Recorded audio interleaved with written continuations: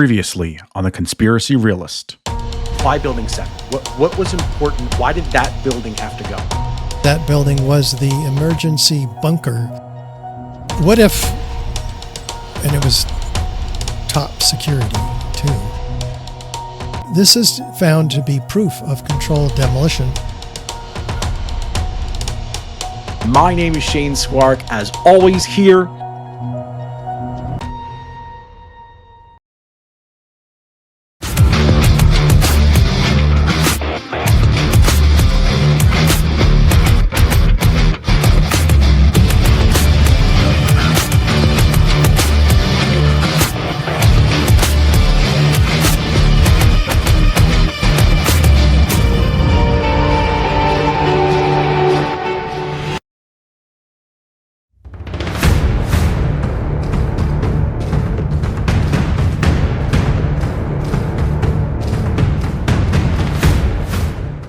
That brings us to the Twin Towers.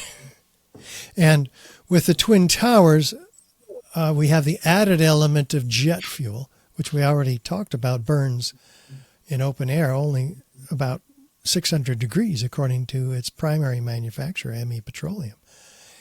So we have all of the evidence that we've looked at in part one of incendiaries, thermite, and nanothermite. And so now let's proceed and just look at the behavior of the building. Here, the buildings, they collapsed 15 minutes apart. Well, they were destroyed 15 minutes apart. But here we see them being destroyed simultaneously. What do we notice? They're exactly the same.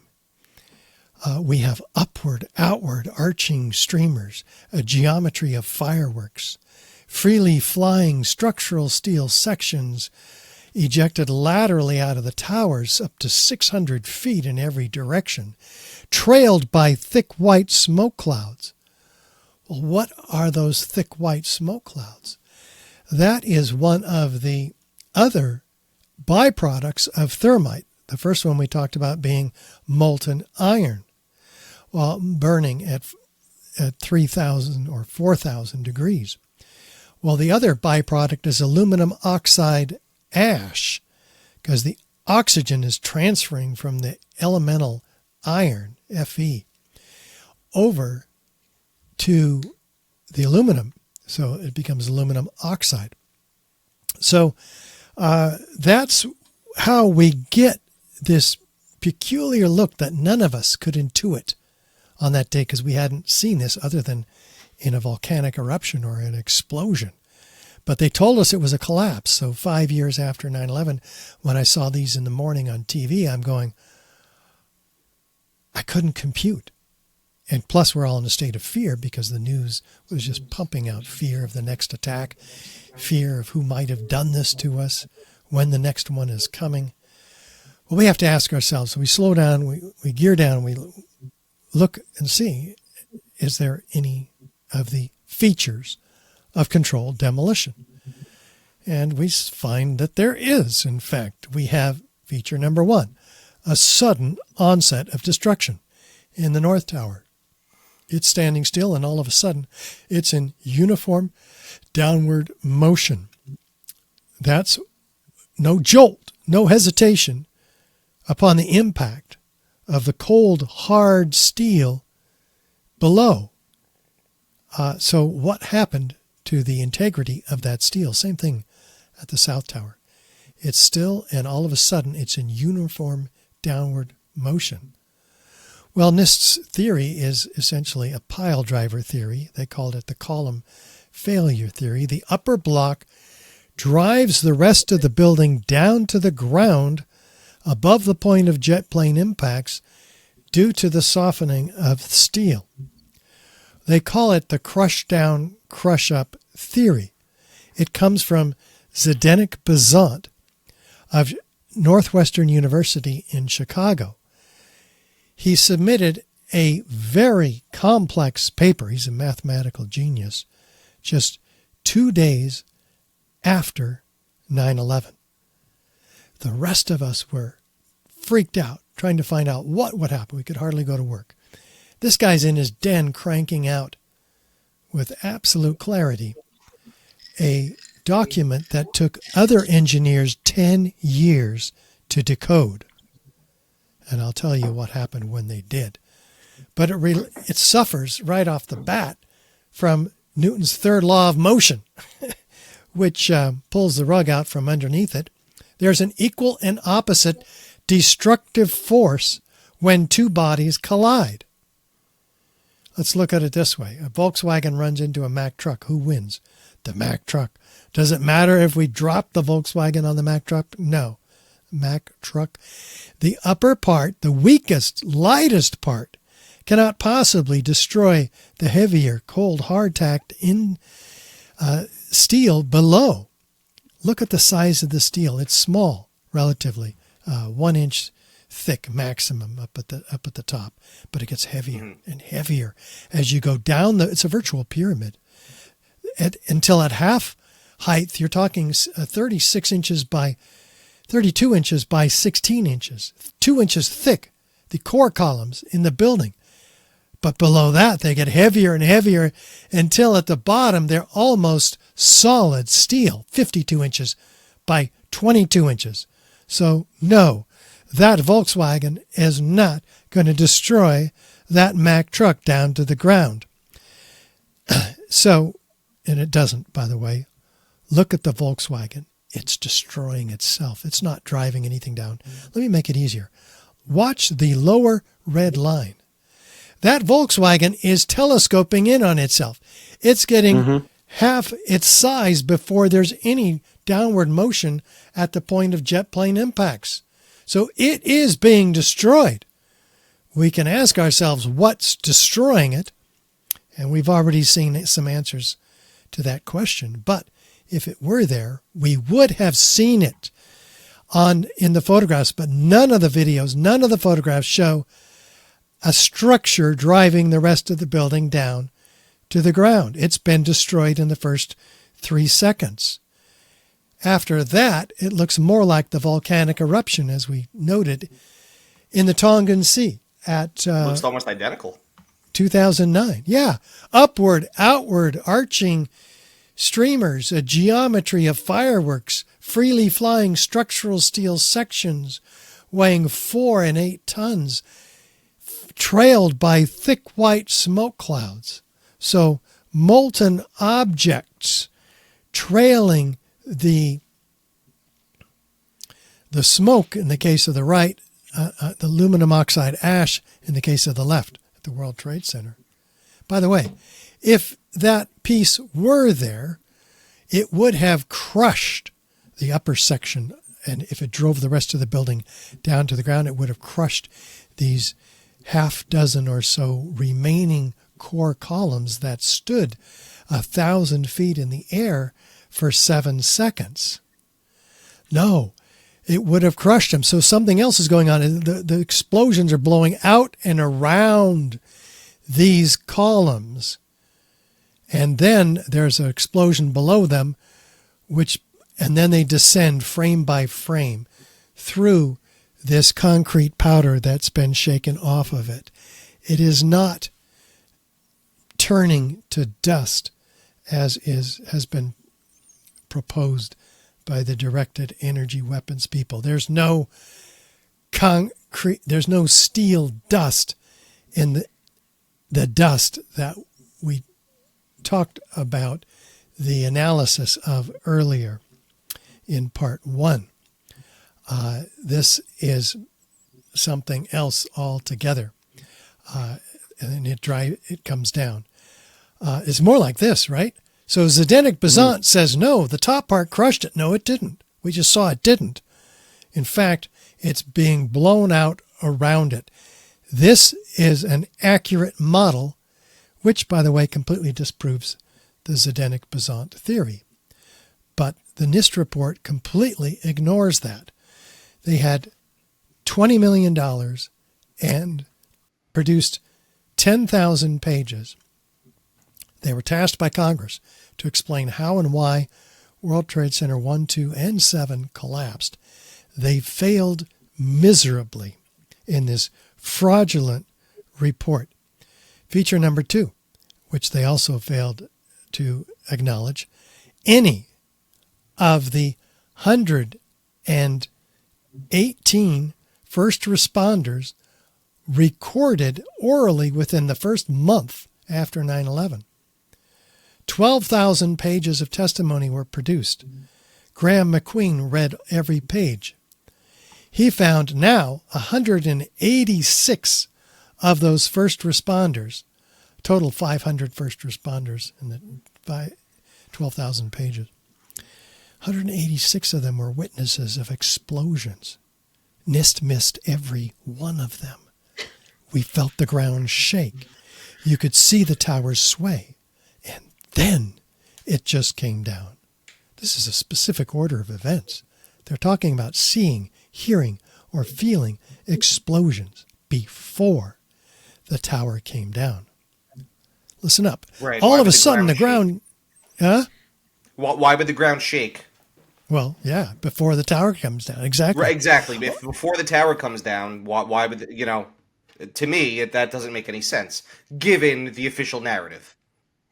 Yeah, or nor this. It felt like a train running under my feet.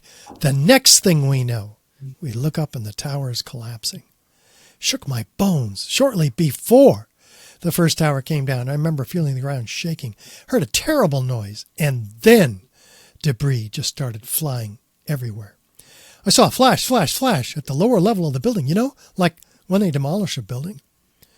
With each popping sound, initially an orange, and then a red flash came out of the building, and then it would just go all the way around the building on both sides. Saw a number of brief light sources being emitted from inside the building, between floors 10 and 15. He saw about 6 of these brief flashes accompanied by a crackling sound before the tower collapsed. I saw low-level flashes. I saw flash, flash, flash, and then it looked like the building came down. You ever see professional demolition where they set charges on certain floors and you hear pop, pop, pop? When I heard that friggin' noise, that's when I saw the building coming down. An explosion appeared at the very top simultaneously from all 4 sides. Materials shot out horizontally. And then there seemed to be a momentary delay before you could see the beginning of the collapse. How specific does this first responder need to be? Right. There was an explosion in the South Tower, one floor under another. When it hit about the 5th floor, I figured it was a bomb because it looked like a synchronized, deliberate kind of thing. Seemed like on television when they blow up these buildings, seemed like I was going all the way around like a belt. All these explosions. The building was blowing out on all 4 sides. We actually heard the pops. You heard the pops of the building. I thought the terrorists planted explosives somewhere in the building. That's how loud it was, a crackling explosive. Another loud boom at the upper floors, and then a series of smaller explosions which appeared to go completely around the building at the upper floors. Another loud earth-shattering blast with a large fireball that blew out more debris. The lower level of the building, like when they demolish a building, that's what I thought I saw.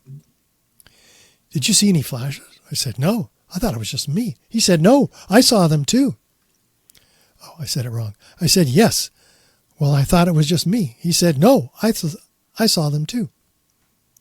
Everybody at that point still thought these things were blown up. So I was fully expecting anything else to blow up. You were there when the planes hit? No, I was there when the building exploded.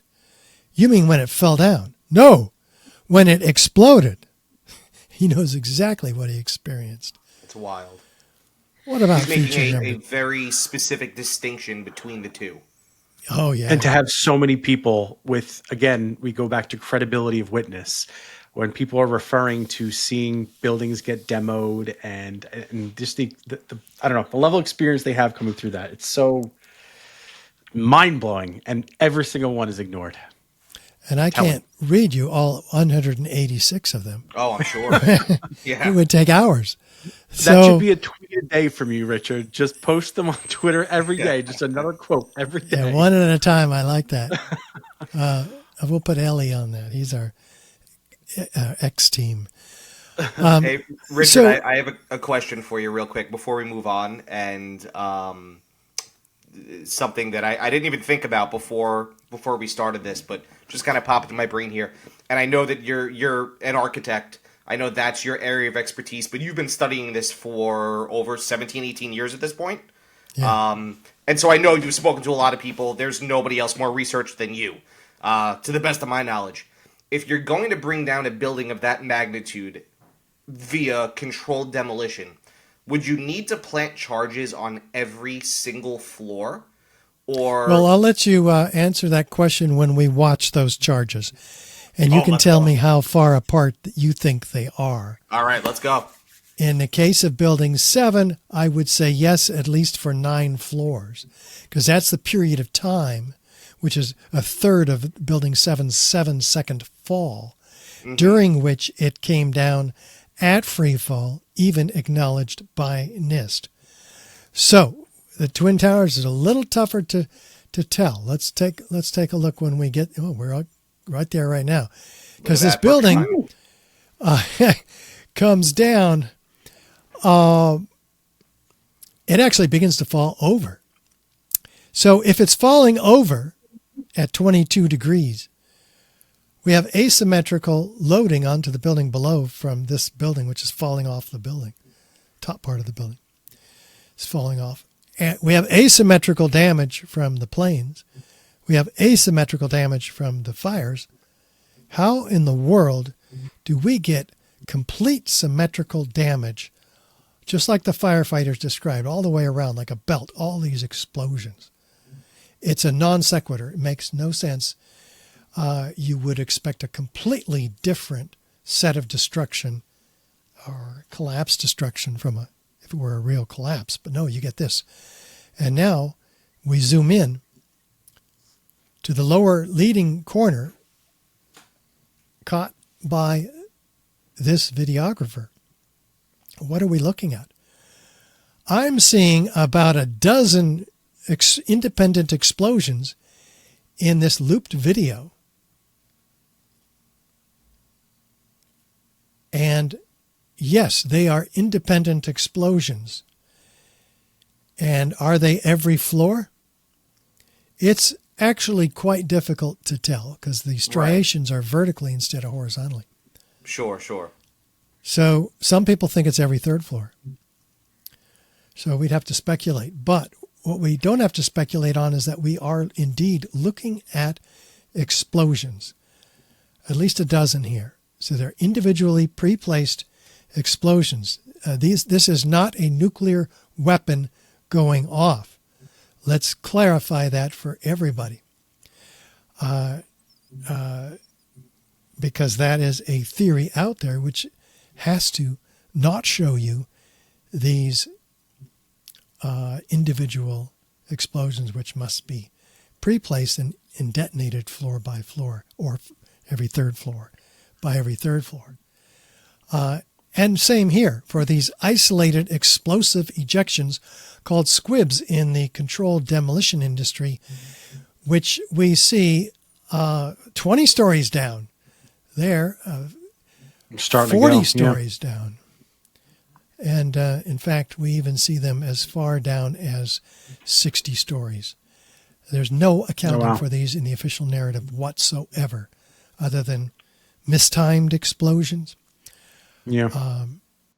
So we can see them, in fact, in the South Tower on the left side in this looped video, a dozen of them all at once, which is what is removing the rigidity of this rigid block on top of another rigid block, which we'd expect it to maintain its rigidity, reacting off the block below and falling off the building.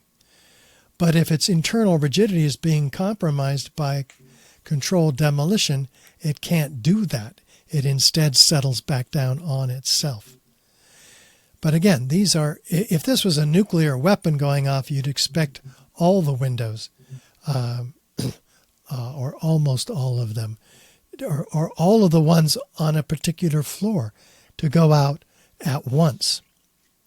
No, we're not looking at such a thing.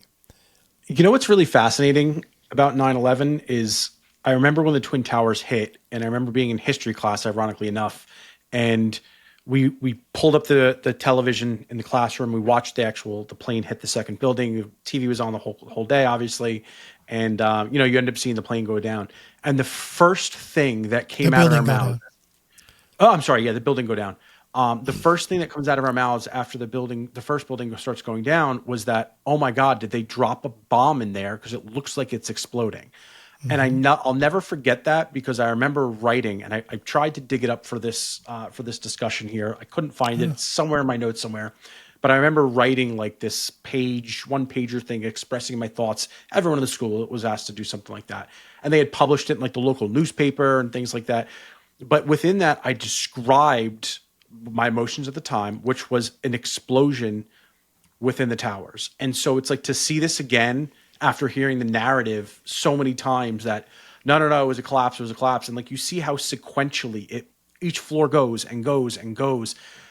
If it's a collapse, like how could it possibly be so that every floor just happens to collapse at the right time, and there's no like fragments of like a block of floors that doesn't, right? Like that's never really added up to me. That's a great point. And David Chandler, physics teacher, documents exactly that. The building falls not only uniformly, but almost at free fall acceleration, smoothly, indicating that 90% of the structure had to have been removed on a floor-by-floor basis all the way down to the bottom of the building. How do you do that? You can only do that with explosives, and at every floor, sequentially timed. So, yeah, this is the steel in the building, right? There's 20 times the capability of supporting the gravity loads here in these exterior structure Varandeel trusses, which are designed so strong in order to resist earthquakes, particularly hurricanes in the New York area. So they can resist those lateral loads, but because of that, they can resist 20 times the vertical loads, and yet the destruction happens as if they weren't even there. 90% of the structure has been removed. 47 massive core columns and 240 steel perimeter columns supporting that building. And where did they go? They were ejected laterally. We touched on this earlier. They're impaling themselves in buildings all around, up to 600 feet away, destroying the winter gardens of the World Financial Center. They are ejected laterally, 4-ton and 8-ton structural steel sections individually, freely flying, like this one. Back, two, forward, two, back, two. Wait a minute. What's it starting out at? Horizontally. How does gravity work? Down. What's the force required to send this individual unit out 100 feet to where it's almost going to hit building 7, and then gravity begins to take over and you get 45 degrees, a direct halfway point between the vertical and horizontal trajectories. That is wild. It is. It's enough energy to hurl a 200-pound cannonball 3 miles. And there's thousands of them. That is mind-blowing. So for anybody that isn't watching, maybe somebody that's just listening, we're talking about giant, and correct me if I'm wrong, Richard, steel girders. Is that what we're talking about? Perimeter structural steel sections in this case. Much more fancier term. But we're talking about massive pieces of metal, correct? Yeah. In a very layman's term. Right? So columns. Something that is absolutely massive, and in the case of something falling down, a collapse, right? You would expect that to simply, and especially something of that magnitude, something of that size should simply fall straight to the ground. And we have visual evidence of these massive pieces expelling outwards from the building, and the two just don't add up. That's up to 600 absolutely feet, mind-blowing. which is actually a 1,400-foot diameter. But FEMA documents it as 1,200 feet. But there they are, destroying the Winter Garden 600 feet away. By the way, if 100,000 tons of steel framing is distributed outside of the tower's footprint, how can it be crushing the building? It can't. It's not available to crush the building if it's 600 feet outside, right? So maybe it's the concrete. Where did the concrete go? Because we're looking for 110 floors of concrete, each an acre in size, poured on metal decking over lightweight steel joists. But we don't find 50 of them. We don't find 20 of them. We don't find 10. We don't find one of these massive floors. They've been completely destroyed. We don't find the concrete. The mayor of New York says, "Where's the concrete? It's gone." Here's a real gravitational collapse. Pancakes are left behind, right? In Mexico, this is due to earthquakes. Whereas it's all missing. Where is the concrete? Oh, here it is, in midair, pulverized to a fine powder. All the photos and all the videos show exactly that.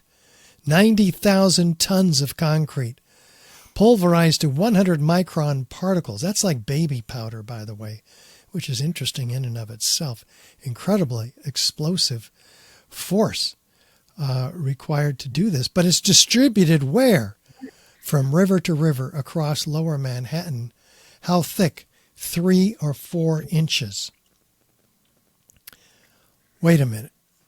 If the concrete is distributed over a 3 square mile area, what's crushing the building?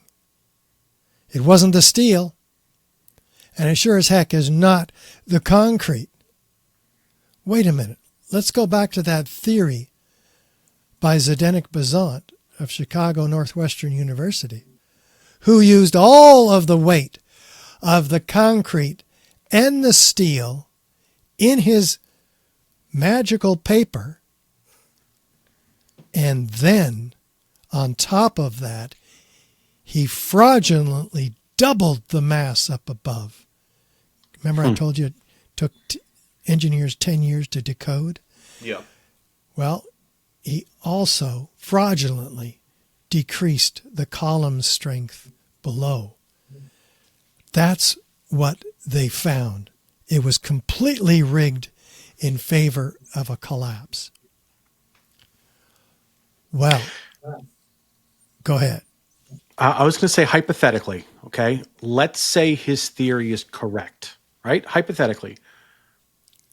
What is the likelihood that it happens to 3 buildings side by side? What is the likelihood that it happens to 2 buildings, just the towers, where the first one goes down and nothing hits the second building at all to throw that off, right? It just, the theory just, I can't wrap my head around it. Just the likelihood of it happening once, slim to none. The likelihood of it happening 3 times in the same location, perfectly. Along with the evidence to support controlled demolition, by the way. Right. Yeah, the Right, but likely. even if you ignored that evidence, what is the likelihood of that, of 3 different buildings collapsing in this exact manner with no, like, there's no screw ups? Like, the first building didn't shoot anything to knock over the second building. The second building didn't fall over. And then, of course, building 7, it just, ignoring everything else and just looking at his theory, that his theory itself doesn't even make sense. I've heard that it's 1 trillion to 1, but I don't know. I'm not a statistician. All right, so Sounds pretty good good to odds, me. then, of course. But this engineer, Zdeněk Bezant, has been challenged. In fact, Tony Zambodi and Richard Johns put forth a paper, but the American Society of Civil Engineers won't publish it. Wait a minute. Why not? Oh, shocker. Because it's out of scope. hold on a second. How can it be out of scope to publish a paper identifying the errors in the paper previously published in that journal, the Journal of Engineering Mechanics in this case? No, it's not out of scope. They're just really running scared. But there's a lawsuit around this, and I hope that they succeed. How would you get access to these buildings to plant high-tech nanothermite and thermite? Well, what if you had a fireproofing upgrade in the years prior to 9/11, like we did, in fact? And what if you had, coincidentally, the floors that were upgraded be the same as the ones that the plane hit? Now, that would be cool, because that's what happened. So this is one of the factors, one of the many factors that lead many 9/11 researchers to conclude that those planes were remotely guided to their destination, that they would not have entrusted fundamentalist hijackers who failed Cessna flying school.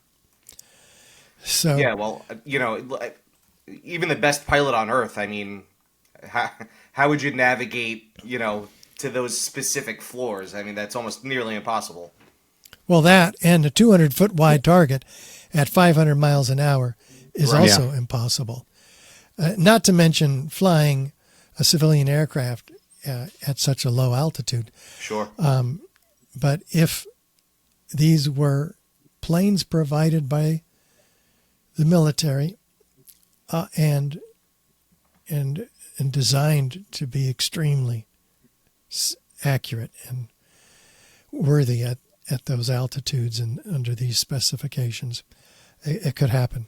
So many researchers have actually tracked the planes and found that there were planes that they were traded for other planes as they flew over the same flight path for a certain amount of time to confuse what plane was being tracked by what radar. That's a thread I want to pull towards the end. Well, no, we just pulled the thread all the way out. I have no more for you on that. But there are others who do.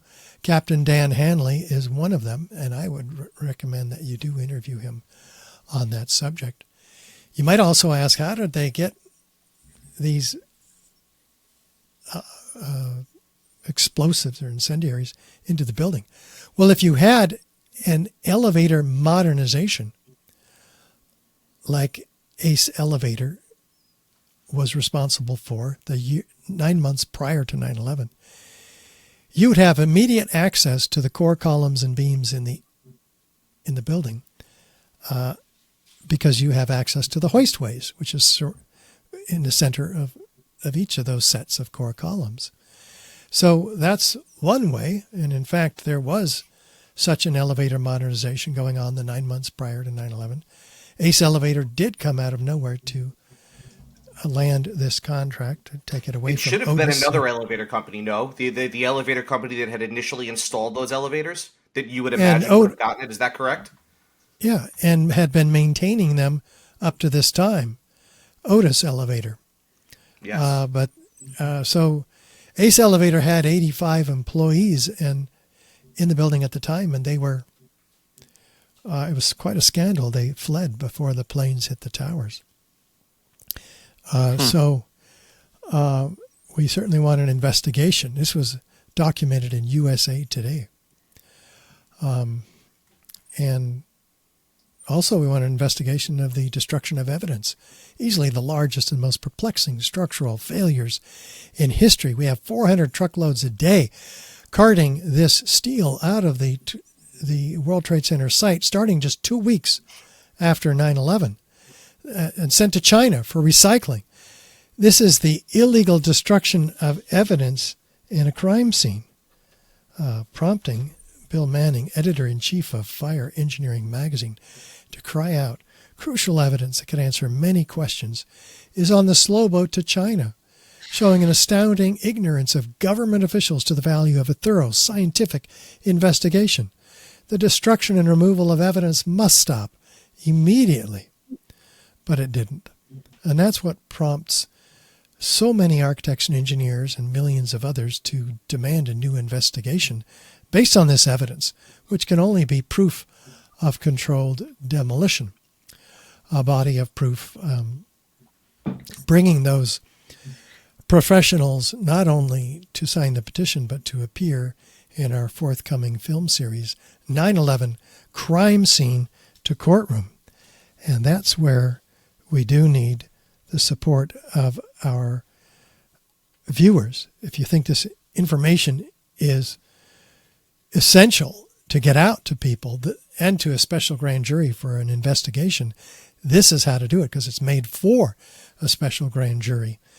And it will be, and that's evidence section by evidence section, the most wide body of, a comprehensive body of evidence that's ever been assembled in one courtroom-like appearance, a grand jury boardroom, more like it.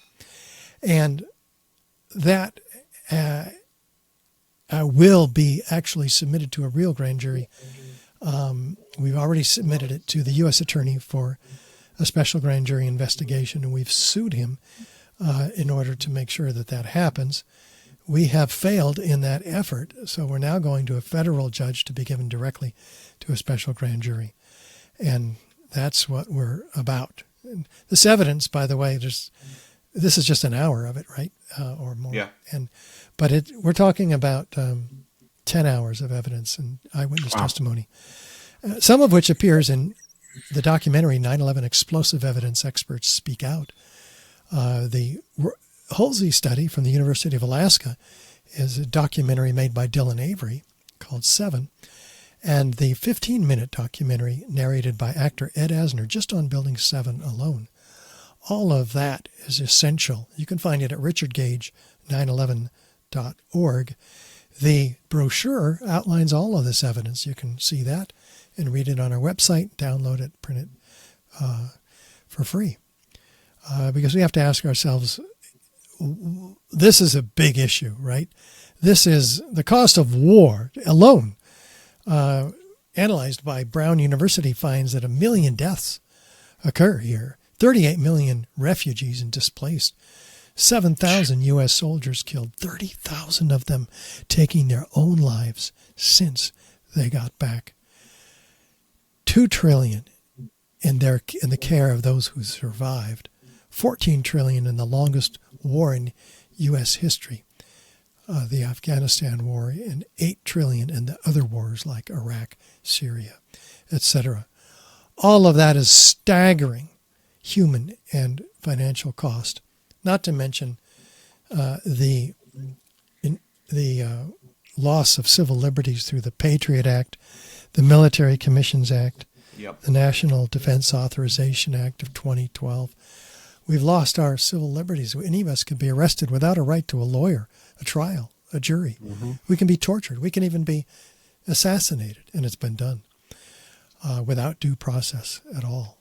So the truth about 9/11 is a very, very dark one. We have to ask ourselves, where do we draw our line in the sand? Do we wait for the next 9/11? Well, I have news for you. It happened. It's been happening over the last 3 years with the false disease and the false solution that's been brought out to support it. I would agree. We got to speak the truth. If we don't, we're going to get more of that. What is it? It doesn't take much, guys. We may be a small domino in this game, but look what our capacity is overall. Boom. That was 13 dominoes. If I had 29. And that's what we're looking at. The deep state is big and entwined, and we can take them out if each of us do our part. So, Tim and Shane and I are doing our parts. We're asking you now to just share this podcast with 2 other people and ask them to share it with 2 other people. Each of them. See how it can spread and how we can magnify the message and bring the truth about 9/11 to everyone. Because for me, it was the one that just blew my world wide open. I'm being lied to on a massive scale. The whole world is being lied to. And then, of course, that disease that came out, which it lied to on an even grander scale. You mean but some people will wake up. Said the disease that was released? Yeah, that one. And I'm not afraid to talk about it. I just don't want you to lose your YouTube channel like I did. So that's what we wanted to bring to your attention, guys. Huh? We dance around some of those things for the time being, but oh man, this is again, having went down this path before, this rabbit hole, if you will, and kind of getting sucked in. I think, at least I can speak for myself. I can't speak for everybody, but I believe that this is the case for everybody. 9/11 happened within our lifetime. And for us, my generation of people, like, this is the only big event we really had on our own turf. We're a little too young for JFK. Most of the wars really, obviously the world wars were before us too. So like, this was it. And it's always been so hard growing up, especially in this area, to say that, well, yeah, 9/11 had to be planned by the government. It has to be exactly what it was, what they told us, that, because it's so hard to wrap your head around the fact that something in your lifetime, when you think that you are so much more advanced, you look at the JFK thing, like those idiots, like they got tricked by that conspiracy, and you think that it can't happen to you. And it's so hard to kind of reconcile the fact that they pulled the wool over your eyes and they got you, fired up. Like, I was livid. Like, I talked about writing that paper in whatever class it was in high school. I remember the Patriot Act. I'm in technology, and so I had a lot of technology classes, and we talked about the Patriot Act, and I had a professor that said, you might not want to take this for what it is. Like, there's a lot of like civil liberties that you could be giving up, because at the time, we're sitting there boasting, this is great. You got nothing to hide. Who cares if they spy on you?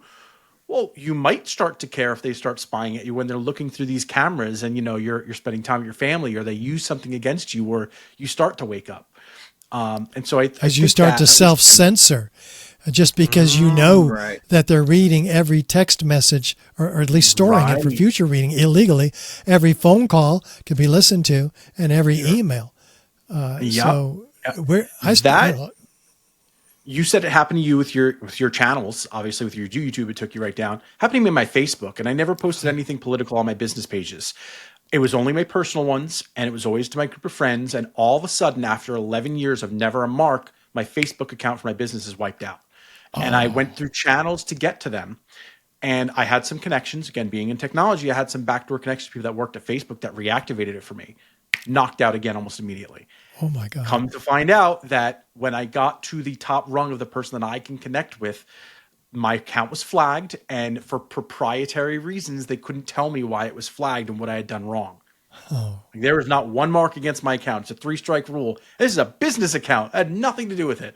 So to your point, all that collection of things that I said during a certain, 2020 era was used against me and shut me down. I don't use Facebook at all anymore. I'm done. Walked away from it. Moderately for businesses like myself and ones that I manage, but you're on to something with that. The idea was to censor me, but I worked for myself, so I didn't really care. I wasn't losing a job. I have my own business. I make my own money that way. But a lot of friends that Tim and I share couldn't do that. And they quieted down, and they quiet down about everything because that lingering fear. What's that? I said many self-censored. Absolutely. Yeah. Man, where to even begin here? Just my collection notes. If you don't mind, we're gonna fire a couple more things towards your way. So I wanted to kind of pick it up. AIA. I assume at this point, as you've talked to other architects and engineers, this has sort of made its way around. How have they reacted to it? They're just dismissive. They don't want to hear it. We had gone to almost a dozen conferences, many in the AIA, American Institute of Architects, of which I'm one of 90,000 members. We were making quite a splash, showing them Building 7 coming down, and at our evidence booth, and they'd say, oh, that's a controlled demolition. Yeah. Do you know when that happened? We go, well, they go, no. On 9/11/2001. What? What are you talking about? That doesn't look like a twin tower. No, it's not. It's the third tower that came down. You didn't know about it? No. Typically, they don't know about it, right? Sure. So the American Institute of Architects, finally, we started making such a splash because we put a resolution together to not demand, but call for the AIA to call for a new investigation of this building. And we got 12% of the vote. So they started getting nervous because we only had 5 minutes to present Building 7, and it's kind of difficult to do in that amount of time. So most people voted with the board recommendation, which was, oh, this has been studied. These are just conspiracy theorists. The building came down by diesel fuel, which NIST completely didn't even agree with. So they don't even know the official narrative. Anyway, we got a letter, and they said, you're not welcome to come to the conferences anymore. Our missions are not aligned. Wow. You showed the video of Building 7 without any context when you were displaying it for them. Like you just showed, here, check this video out. Tell me what it is. Yeah, I didn't tell them it was on 9/11. That's amazing. Until after they realized it's a controlled demolition. Yeah. And then that was literally one of the questions I wrote down because I was curious, how would people react before they know and then after they know? And you literally did it. And it's exactly how you'd expect is, oh yeah, it's 100% a controlled demolition. Oh, wait a minute. That's not, no. I take that back. That's pretty fascinating. Oh, and then, by the way, please don't come here anymore. Because you said something that I'm uncomfortable with. Yeah. Exactly. One more question. That's where Tim, I know you got a couple. Yeah, we got at least half of our petition signers at conventions because they're just like, it's like fishing out of a barrel. They just stop by. Oh, yeah, we got to investigate this. That happened on 9/11. Let's get a new investigation. Well, so that parlays perfectly into my next question is the NIST report. What's the feasibility of effectively creating your own unofficial report? I mean, you've done all the research at this point. What's stopping a collection of engineers and architects or whomever else wants to contribute to effectively rewriting the report and trying to publish that out? Is that feasible? Is that something that would be even taken seriously? The NIST report, they have no interest in redoing their report. We've challenged it with many reports of our own, including the University of Alaska at Fairbanks, which we showed. Did I miss the essence of your question? No. I guess that you kind of answered it in there is just other reports have been created to challenge that report and give the correct story. And they're just effectively being dismissed. Yeah, they just dismiss it. They don't deal head on with any of this stuff. Mind-blowing to me. So we're going to pivot a little bit to you, making bold claims against the narrative as we've kind of hit as our theme here. People tend to look at you a little bit differently despite any evidence you presented. How would you say that's kind of changed your life since really stepping out and speaking up on this? Yeah, it wasn't easy. I lost my second marriage. I now have a third. My second wife wanted to be safe. And what we uncover here is not safe. Right. It wasn't that she didn't disbelieve what I was saying. It was that she couldn't be in the same household with it. And this is my mission. It became my full-time career, or not a career, but a mission, which we formed a nonprofit and I was doing this work full-time. So I transitioned out of my full-time job with an architecture firm, which is very difficult because it was the job I've always wanted. And it is the job that you read the responsibilities for in the introduction of me earlier. And so, I had the opportunity to work on very tall buildings and very large buildings and lots of them and very expensive. So we had lost that opportunity because I was going to Europe. I've been invited to go speak to a dozen different countries in Europe, which I did. Wow. And so they said, okay, you can go to Europe, but you're not going to have a job when you get back. I went, bye-bye.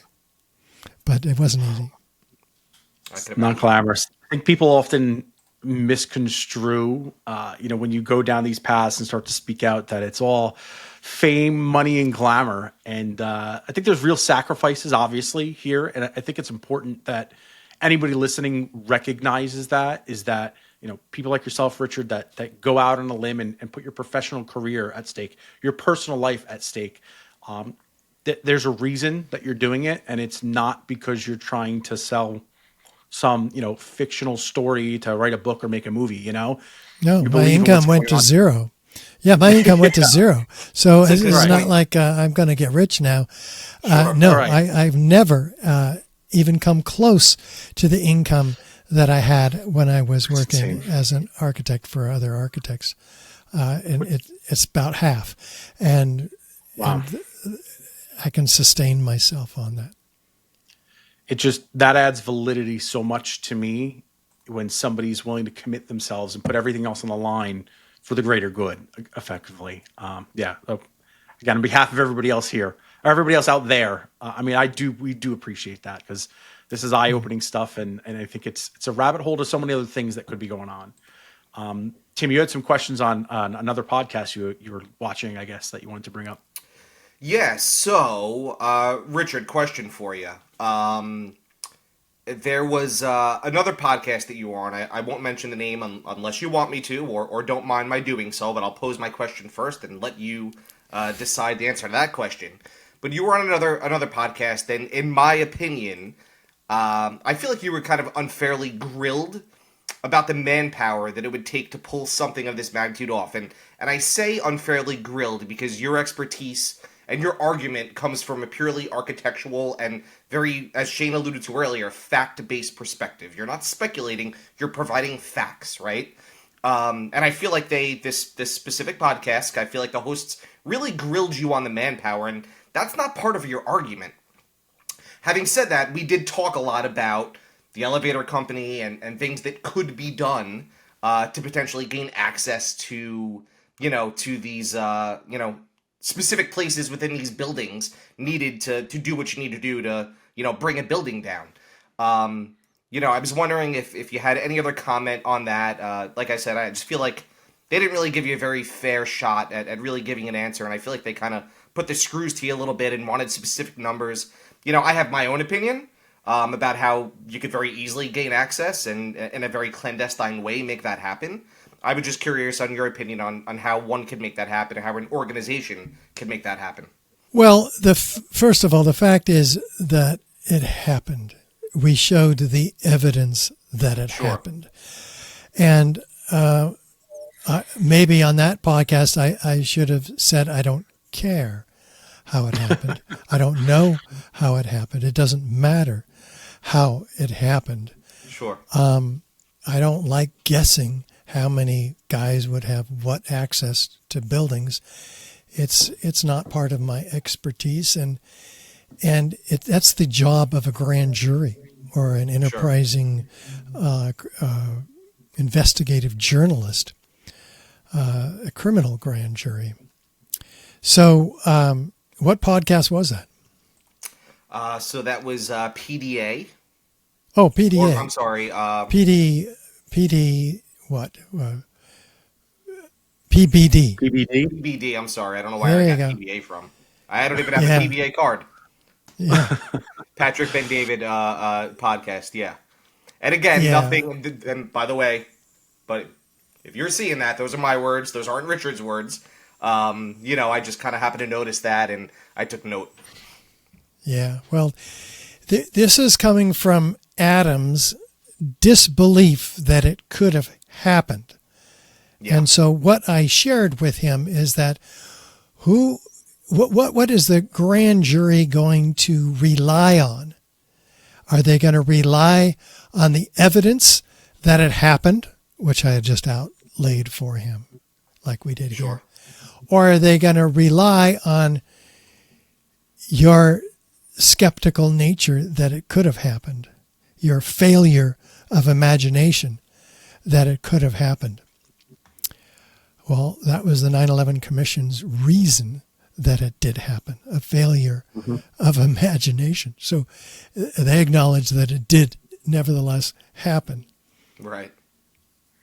But we can talk about it if you want. If you have any ideas or more questions about that, we can certainly discuss it. No, look, I mean, when I asked the question, I said that I kind of have my own opinion about it, right? And I think very easily when we're talking about manpower, the federal government of the United States is the largest entity of any organization in the world.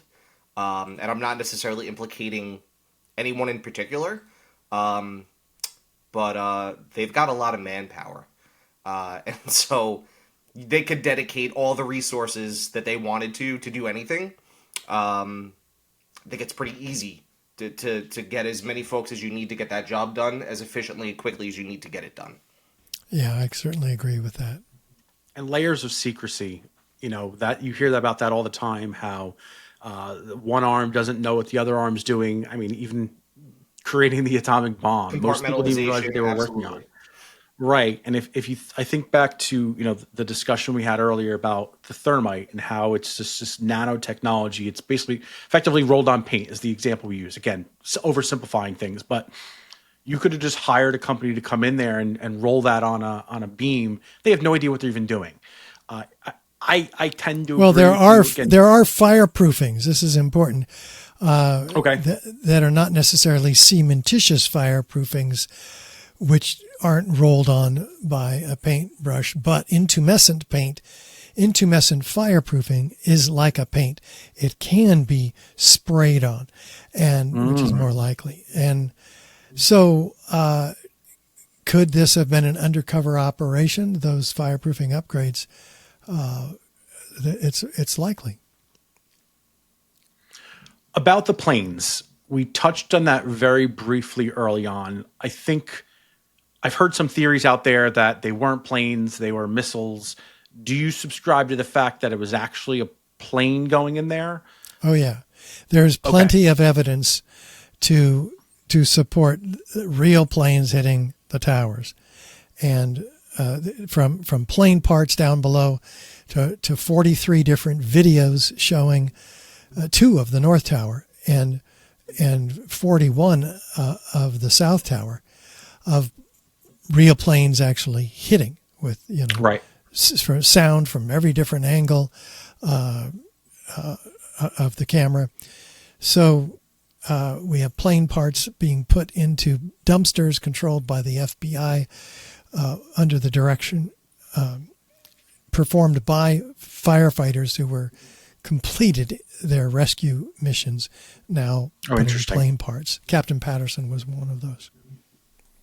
Also, the damage assessment to the building by the planes proves itself that these 36-inch high exterior column sections were punched by the plane and breaking the 5/8 inch bolts or whatever exact diameter they were. Maybe they were an inch. Anyway, they sheared those off. They didn't cut through the 14-inch square steel tube columns. What do you think the purpose of the planes really was in the whole grand scheme of things? Was it more just a show, or do you think they intended the planes to hit the building and then use the explosives as maybe their fallback plan? Well, you need both. You need a likely... You need to blame it on Muslims, so you had to have hijackers. You had to try to prove that they were on the plane, which they failed miserably. You had to prove that they could fly planes by putting them in CIA-controlled schools, which they failed such education miserably. And they probably weren't even on the planes. So, according to most researchers, anyway. So you had to have that element so that you could go to war, which is the whole purpose here in Iraq, in Afghanistan and Iraq. So you had to have that element, and then you have the cover under which you could then destroy the buildings blaming it on the planes and the fires. You know, you mentioned something that just sparked a thought in my brain, right? You had to have Muslims. When you look at terrorist organizations around the world, don't necessarily have to be Muslim. It could be, fill in the blank, this terrorist organization. They love to take credit for anything and every act of terror that occurs throughout the world, even when they don't actually do it. That's common knowledge. We know that's common practice of these terror groups. A few days after the attacks on 9/11, Osama bin Laden put out a very specific statement saying, I am not responsible for these attacks. They're going to try to pin it on me. And I just find that, not really a question for you, I just find that to be very interesting when we know that that's generally the opposite action that most terror groups take. Yes, he made a couple of such statements, and I'm actually looking for the one that I remember word for word but can't find anymore. And that was, if you want to know who was responsible for this attack, look to the shadow government within your own government who wants to make this century a century of conflict between Islam and Christianity. That's right. That's a quote from him that I can't find anywhere.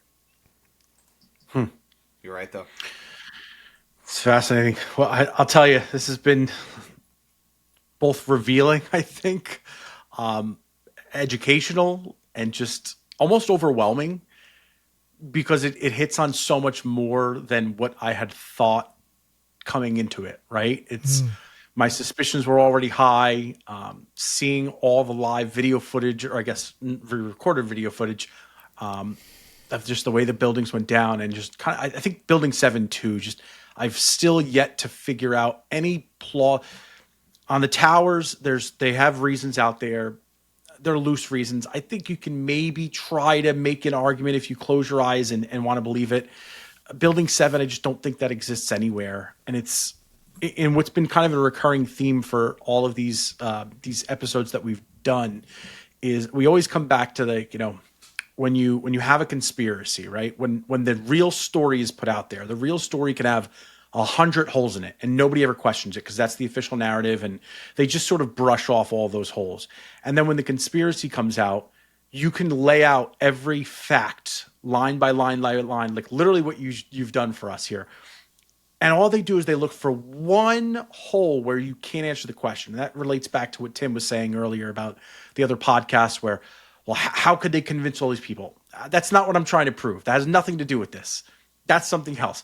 And then that's the hole that's what they latch onto. They're ignoring the 300 other holes that are in the official narrative, and they're latching onto this one question that you just don't have the answer to, and you're just saying, it doesn't matter. I don't care. I don't need to know the answer to that. That doesn't dismiss all these other facts. It's just fascinating to me, just the way the human mind works, and almost just how, I don't know if it's a country, I don't know if it's just as a species in general, how we kind of just tend to turn a blind eye to those things. Is it out of fear? Is it out of just not caring enough? I don't know. It's the things that cycle through my brain. But Richard, where do people find you? Hopefully by the end of this, they do want to learn more. I want to send them somewhere outside of richardgage911.org. Where else can we find you? Twitter, at richardgage911. I think we call it X now. We put out something every day. Here too. Excellent. Yeah. So, anything you want to close? No, I just want to encourage people to not forget. Just do it right now while you're wherever you are. Forward this to 2 friends. Don't sit on this information. I mean, what are you going to do when we're in a full-on totalitarian state, which we're more than halfway into right now? All they have to do is flip the switch. And we're there. What are you going to tell your children, grandchildren, when they ask you, what did you do to stop this? What are you going to say? Well, do something. Follow your conscience and don't just sit on this information. This is vital. Don't let your friends say, why didn't you tell me? It's well said. And Thanks. to our audience, I just want to thank you for joining us on this enlightening journey through the intricate layers of the 9/11 Tower collapse with Richard Gage. Tonight, we ventured deep into the realm of questioning and unearthed perspectives that should challenge the mainstream narrative to you. If you found our discussion intriguing, remember to like, share, and subscribe to keep up with all of our future episodes as we continue to uncover and explore more hidden truths. We also encourage you to follow Richard on Twitter or X and check out his website at richardgage911.org. You can find all of these links in the description below. Your support does help us bring more of these compelling stories to light. We are the Conspiracy Realists. Thank you for tuning in. And remember to keep your minds open and your spirits curious. Until next time, stay vigilant and engaged.